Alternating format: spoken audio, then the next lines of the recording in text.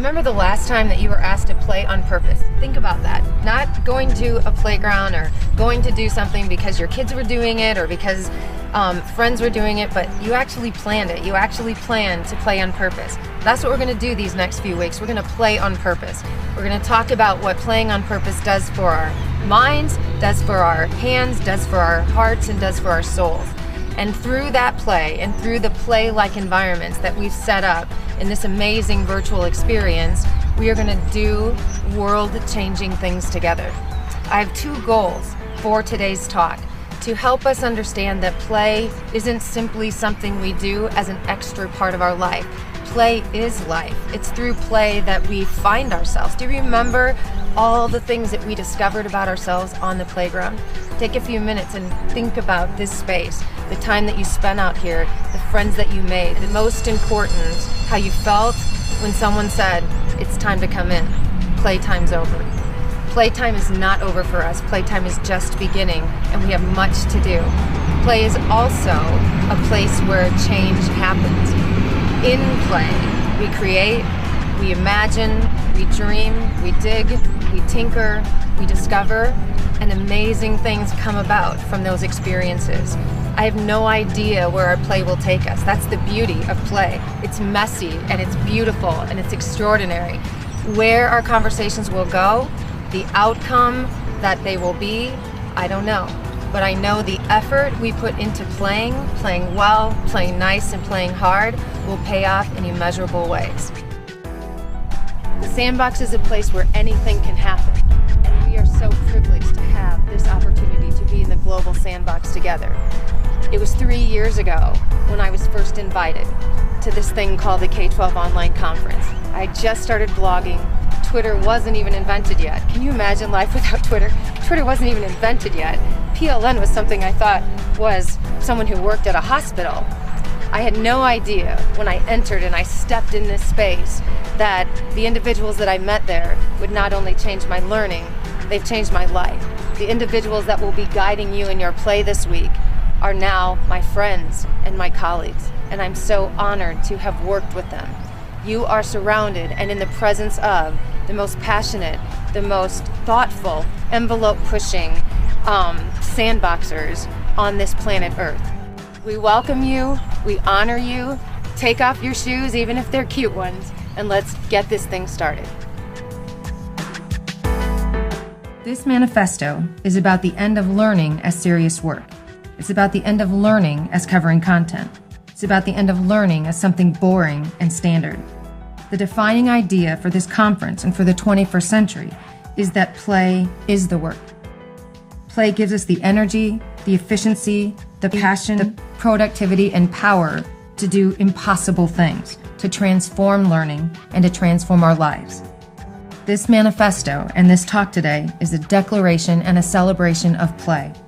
We have a chance today to accomplish two things: to validate and remind one another of play's remarkable capacity to bring joy to our lives and work, and to explore play's potential as a methodology and a framework to initiate and sustain real change.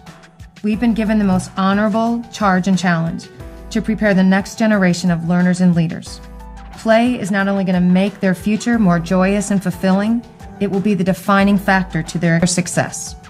Passionate, purposeful play is not a nicety in this hyper-connected, hyper-competitive environment. It is a necessity and serious business for the world and the workforce. Through play and within purposefully defined play-like environments, we build the competencies and the practices needed to innovate, create, and solve complex world problems. The new economy and enterprise has been born and will mature through the efforts of play. No longer will the success of an individual or an organization be defined by how hard they work. It will be determined by how well they play. This was brilliantly illustrated and articulated in the 1999 release of the now infamous Clue Train Manifesto, written by the four visionaries who created what we now know to be the World Wide Web. It has been used and digitally nailed to every wall of every business and industry, hoping to harness the web's power and potential. The manifesto was more than a declaration of work for the digital age. It was a declaration of play, with the message in all 95 tenets, loud and clear. If you want to do well, you better learn to play well. Those that did, those that followed the rules, risk takers, doers, and dreamers, emerged as winners. What will the next 10 years hold? And will there be anyone willing and ready to play even harder, to dream even bigger? Who will be the next Apple? Who will be the next Zappos? The new Zuckerberg or Steve Jobs? Like you, I feel very proud to say, they're here, and they're ready to create. You just might have to catch up with them at recess. And that's exactly what I did. I spent the last 4 weeks with the pros, the individuals that I believe live and breathe the manifesto of the Sandbox every day and every moment. They may not be aware of the velocity of change happening around them, but they are wise beyond their years. They know, inside and out, the rules of the Sandbox, and I play them well. Maybe, because like then we can get along better, and sandboxes are really fun, because then well, you know, you can play and you can make new friends. Probably never throw sand at somebody. Why would you not do that? Because it will feel bad. They can get sand in their eyes and get really hurt. And then they can get sand in their eyes and it will really hurt. You would kind of just say, be humble or something like that. Say that. Be humble. That's what we would say. Okay. What does that mean, be humble? It means like don't brag, don't show off, something like that. Respectful. Respectful. To be respectful is like not throwing sand. Not like saying, oh, this is only for us. You can't play with this. It's ours. You got it first, so you can't use it. And what would you say instead? I would say, we're using this right now. Can we have a turn and then we'll give a turn for you? Look at my dog.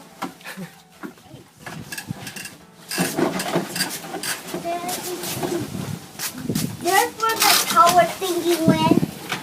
What is that big thing? That's for it. What is that? It sucks water up here, and it pours out here, and it goes down the tower. How come this thing is not working? Yeah, why is it not working?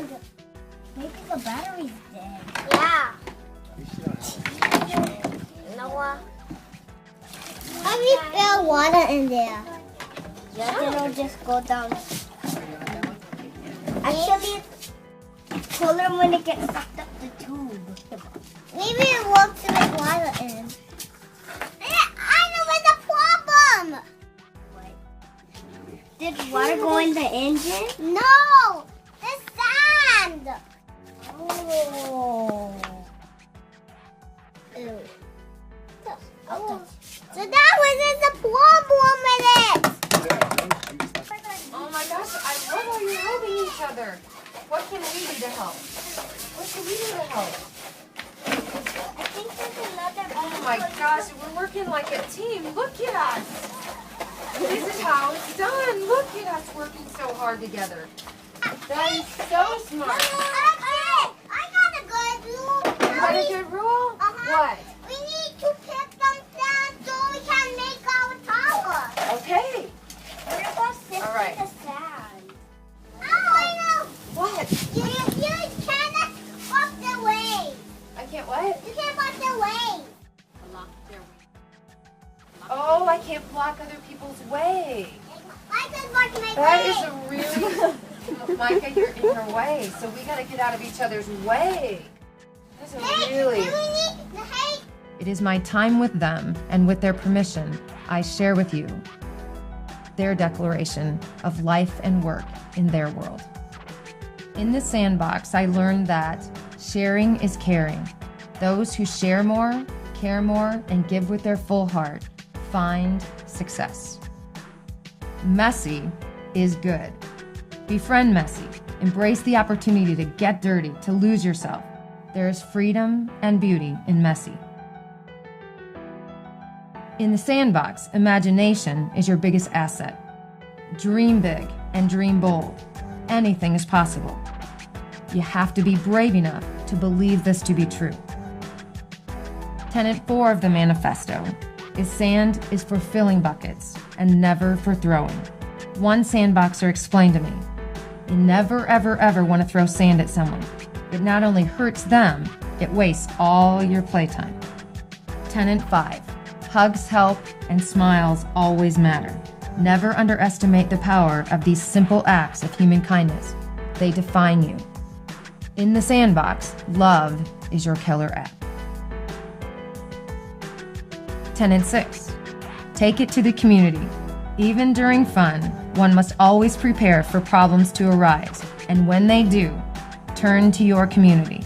There will always be someone in your midst that will help get you through it, that will help you see it in a new way, and that will find a way to make it work.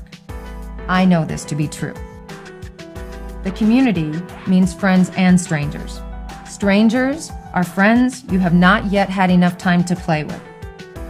It is through play that your strangers turn into future friends.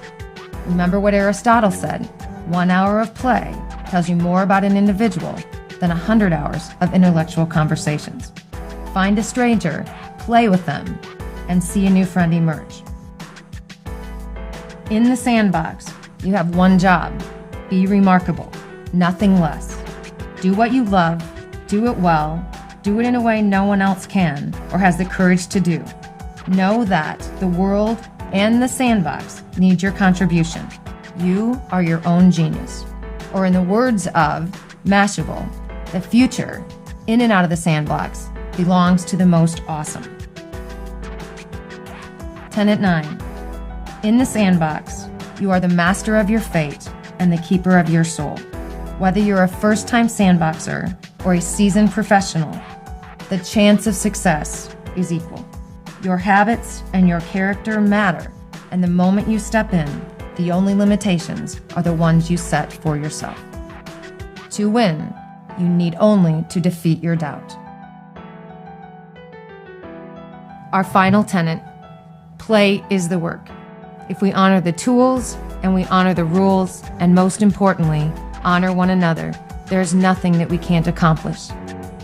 I invite and challenge you over the next few weeks as you play on purpose to consider each and every one of the tenets, to live the manifesto as our students do. Play is the work. We work better, we play stronger, and we can dream bigger when we know we matter. I leave you with these 2 words. 2 words I hope ignite your imagination. 2 words I hope touch your soul. And 2 words I pray you take back to your community. I believe in your imagination, and I have seen firsthand the power of sharing and spreading this simple message. 2 words not only change the mood, they change lives. In our classrooms, in our communities, and in our culture. There are endless possibilities when you know that you matter.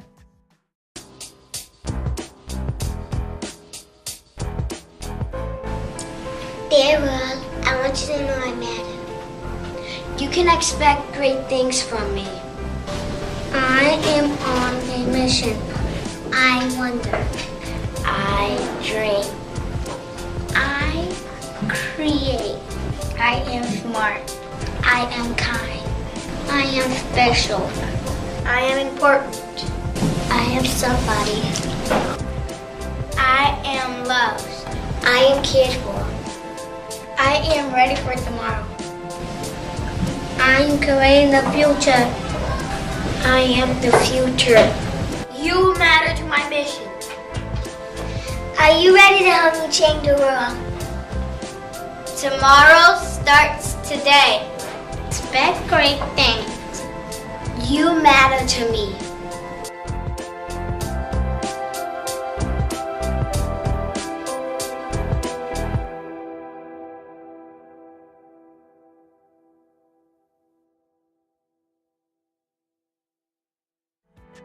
I couldn't have said it better. You are imperative to their mission, and you are imperative in so many children's lives. We need you, and you need to know you matter. I'm closing with those 2 words. I want you to hear them, I want them to resonate with you, and I want you to take them in. You matter. What you do, who you are, why you do it matters. Please join me in helping spread this message so that there is no sandboxer that doesn't have their bucket filled, that there's no individual that we have a chance to touch that doesn't recognize that they matter in our lives. Use your creativity, use your imagination. We are remarkable at our best when we let others know they are remarkable. The world needs your contribution. Join me in this sandbox and help me make it happen. Thank you.